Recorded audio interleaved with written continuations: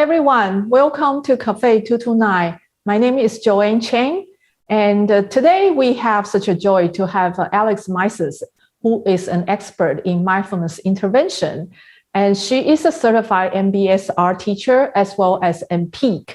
Welcome, Alex. Thank you so much for joining us. I wanted to start with how you started with mindfulness practice. What's the background in that? Hi, Joanne. Thank you so much for having me. It's a pleasure to be here with you.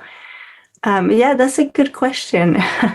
So mindfulness actually came for me after meditating for quite a while. I started meditating back in high school and then just kind of became a really, really big believer. And I was pretty much teaching my first meditation class when I was about 17 to an audience of about 25 to 30 people. And I shied away from that for quite a while and went back and forth until I found MBSR. And that was my in to mindfulness, really, in the world of mindfulness. And that course, that 8-week course, really changed everything for me. And it elevated my meditation to a different level as well. So it seems like you have been meditating for a long time. What is the definition of mindfulness to you? You know, I practice mindfulness for over 20 years as well at C.A.F.E Foundation, as well as other venues I learned. I wanted to find out what is we all know the John Kabat-Zinn's definition, like moment-to-moment awareness without judgment. What is it to you then? Yeah, that's a really good question. And yes, you're right. I mean, most of us know that the formal definition of mindfulness. I think for me, mindfulness is just defining mindfulness almost becomes such a big task. I mean, it's such an experiential thing that, we can't really put words to it. But if I were to say anything, it would be just paying attention with kindness. Okay, paying attention with the kindness. With kindness, okay. Yeah. I love that. Yeah, just being in the moment and paying attention to your experience, but with kindness, yeah. That's awesome. Thank you. I think that's brief and very clear. And that kindness seems to be, I wanted to get into that more. That will be our next few questions. And I'm especially interested because I'm a pianist and I perform. And, sometimes I do solo or chamber music. There's a bunch of stress we deal with. And I'm sure you have dealt with musicians. And I know reading from your background, you work with professional athletes and the people who are in the performance field. It's such a tremendous stress we go through because it's not just our individual ego put out there. It's also our career. It's it's everything we work very hard for. I want to introduce this to our audience. It's a Mindful Performance Enhancement Awareness and Knowledge program that you are certified for. That's something new word to me, and I would love to hear more about what it is and how you approach it and how you work with your audiences and the clients. Yeah, thank you so much for asking that. So mPEAK is an 8-week program, and the classes meet once a week for 2.5 hours, and it's very much based on MBSR. Mm-hmm. So it kind of follows the same structure as MBSR, Mindfulness Based Stress Reduction.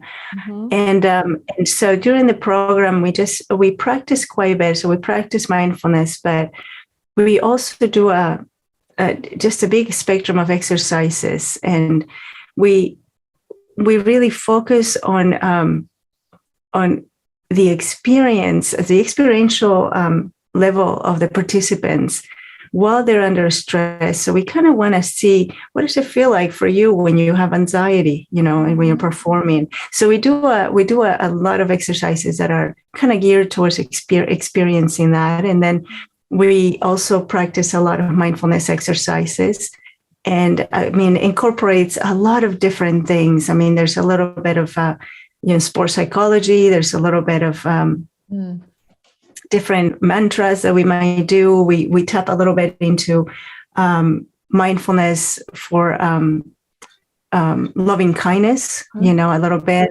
gratitude, the art of positivity. So it's just a really, really complex and big program that is just kind of narrowed into 8 weeks. And in 8 weeks, we try to kind of just share as much as we can so that people can take the basics and practice it. And I wouldn't say it's just for athletes, even though, they benefit greatly from it. But it's just for everybody, every day's life. How are you performing in your life? What things are getting on the way? What are the things that make you nervous? Like, for instance, I could just talk about myself right now with you, and the practice really helps right now, right? I mean, they're really being able to be in the moment and right with you, just talking, having a conversation. And that lessens a lot the anxiety that I could have about having this interview even. And so the practice really, really kind of just goes into every single area of our lives.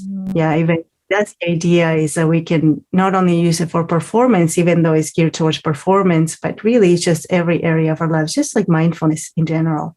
Right. Yeah. Okay. So it's what I just heard is it's modified from MBSR, and it is it includes meditation and a lot of mindfulness trainings that's integrated into our daily life. Do you have?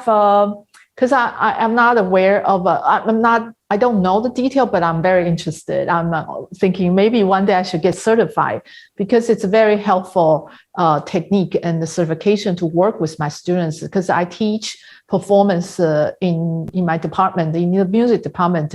And so my students need to perform on the stage, and they go through this process of getting ready and go through the stress and perform on the stage and come out of it. And sometimes they feel joyful. Sometimes it's the opposite if it's not a success. Do you have a successful story that you could share with us, like how they find out that studying with you a benefit in their particular discipline? Yeah, that's a really good question. And I love when you said, the training is mindfulness training, really, that's the basics.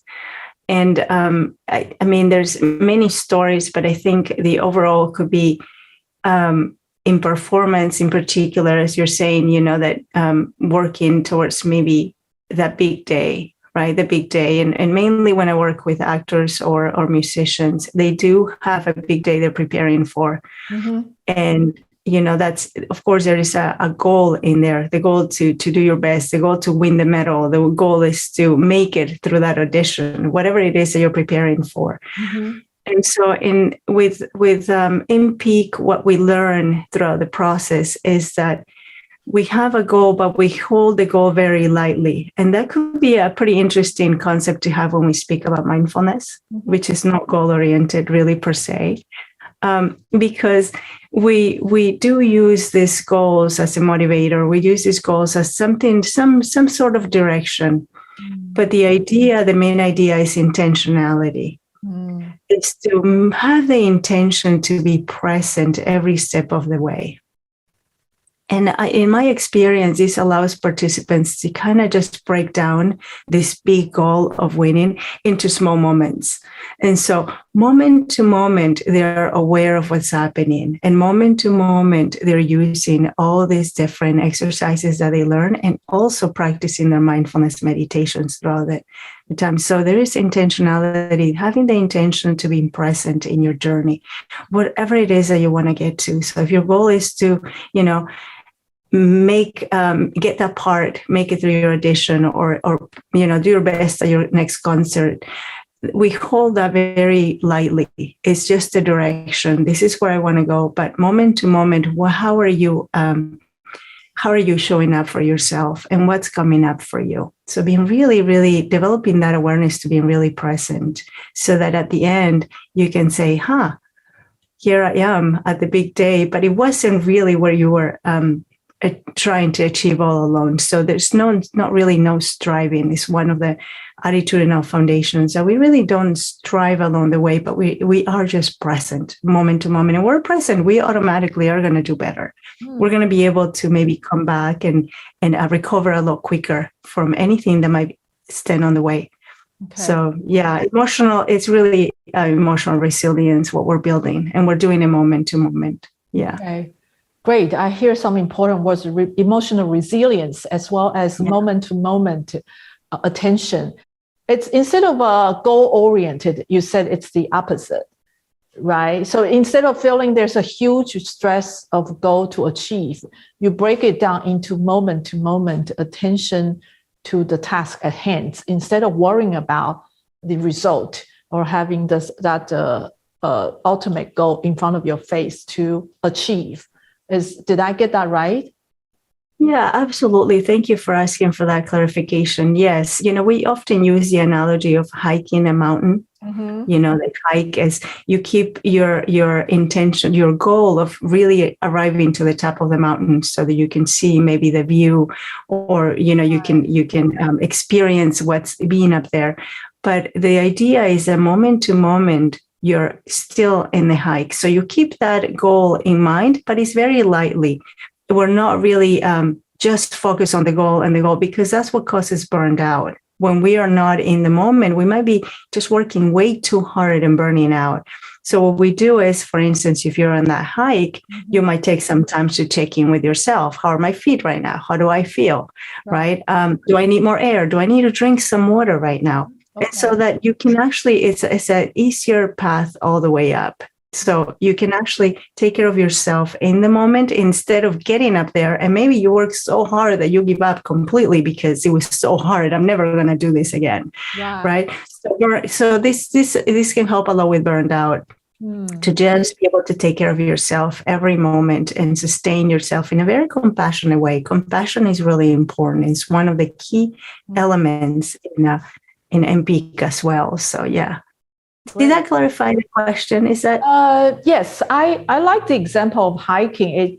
You put it in this way that it's like when you reach the peak and the climax, it's every single step that builds to that peak, and the view is consistent of every single step's effort, including the drinking the water, getting your foot rested. It's every single part is. Maybe I don't know. It's more equal, more like fairly important that helps us to achieve that goal, to see that view on the top of the mountain, right? So we should appreciate that, like a gratefulness of every single step towards the peak of the height of the mountain. Oh, Joanne, it's so beautiful how you said it exactly, and you brought a good point, which is something that we practice in mPEAK too, which is gratitude. You mentioned that, the gratitude of being there, we made it. And so we kind of practice gratitude too as an antidote to maybe negative bias or critical mind. Right. So to really be able to see what else is here that I'm grateful for, and we practice that as well. So yes. Very good. Thank you. Thank you. I'm glad we reaching, we click right now. Yeah, I feel like because I teach my students. My students asked me recently, how do I create a good performance on the stage as a pianist? He's a pretty good player, and I said, well, you have to know how you practice is how you perform on the stage. If you practice well with attention, with a right amount of muscle strength, then you're going to do that on the stage. If you don't do it, it's impossible that you're going to call for that on the stage the moment you need it, right? If you did not practice your muscle and your mind to be ready for that moment. So that kind of I feel like it's a similar metaphor, an example of your hiking to the peak of the mountain. Every single step should be paid attention, appreciated, and looked upon. And respected, because that's building up where we want to go. Through our quick conversation before the interview, I learned that you are originally from Peru. So, and you teach Spanish students, it's a Spanish-speaking population mindfulness as well. Would you share a little bit about the cultural background? Is there any difference among other population, different language speakers or English speakers you work with? If that part of population, I don't really know as well, and I would love to learn from you, please. Yeah, thank you. And so when I started working with mindfulness, teaching mindfulness or mindfulness meditation, really, I don't like to say teaching mindfulness, like you can't really teach mindfulness. But when I started teaching mindfulness meditation, I started working with underserved communities here in Los Angeles. And really what I realized is that the level of stress that they live under it's really big. I mean, the majority are working many jobs just to barely make it. And so, they have children and they don't have the means to, to really pay for daycare or anything. So they're doing it all. Mm-hmm. And so my idea was to bring mindfulness to communities like this as just a way to maybe teach them how to cope with their stress, how to maybe even, not lose track of their dreams and their goals, right? As mPEAK, we can hold that goal still. We can still have that wish of doing something different in life.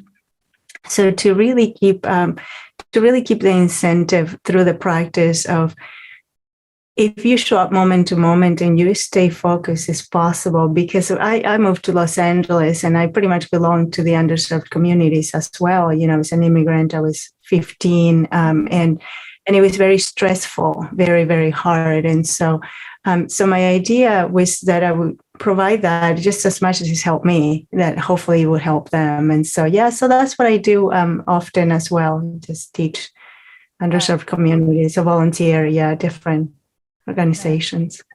Well, that sounds fantastic, because mindfulness is so it's so useful and it's so diversified that it seems like you teach them to apply in different aspects in their lives, which is even more important, ingrained into our daily living, and that is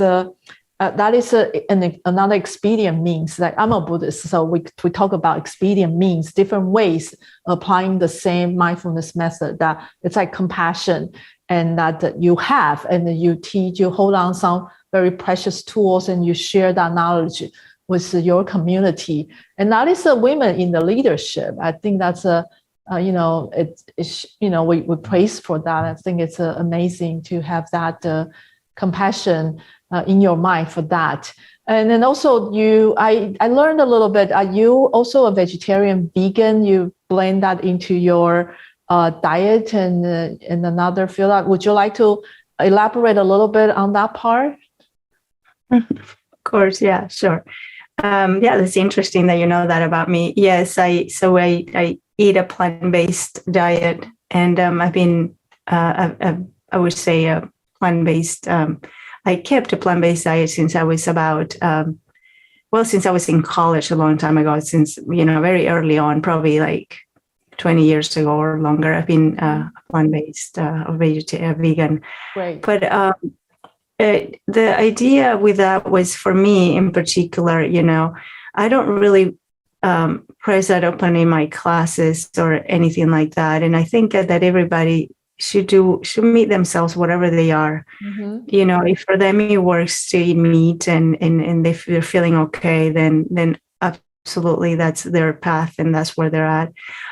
For me, it just went to really causing no harm. Right. And I learned how the meat industry worked really early on in my life, and I always kind of wanted to have a way to not hurt other beings. And so when I found out that this was a possibility, I was like, wow, I can do it all. I can help the planet. I can help the animals. I can have a better diet for myself. And just for me, it worked really well. But again, I unless people are interested in that, I often really am really respectful of what people choose to do. There's not right or wrong. It's whatever works for everybody. Sure. Yeah. Sure. Well, C.A.F.E Foundation promote plant-based diet, and it is one of our biggest mission. And many of our volunteers are long-term vegetarians or vegans. I am a vegetarian for many years, and also part-time vegan, plant-based, and that's what we promote. And we it's an extension to compassion. I have one more question. What is the take-home message that you would like to share with our audience? I know you are an expert in mindfulness. What is so core and so meaningful so truthful to your heart that you definitely want to share with our audience in our last few words, please? Yeah, thank you so much for giving me this opportunity to share this. I think for me, it's the practice really of mindfulness, that incredible self-awareness that we get from the practice. I think it's, in my opinion, is a way to a more compassionate world, to world peace, to everything. And I really encourage people to just give it a try, even if you just sit for 20 minutes, 15 minutes, just find a local class, find a program, an intensive that would allow you to learn all these skills, and really just commit to being more you, Yes. in the sense of really knowing, what do you do the things you do? What is here? What is in the moment? And why am I reacting in this way? And is there any other way that I can respond to things that is kinder, more compassionate? So that's always the idea. Yeah. And I love for people to just give it a try. Yeah. Find a class anywhere. That's wonderful. It's such a great opportunity to meet another mindfulness teacher across the coast, across the nation. Thank you, Alex. All right. I hope you enjoyed today's episode. I hope to see you next month. Thank you. Bye-bye.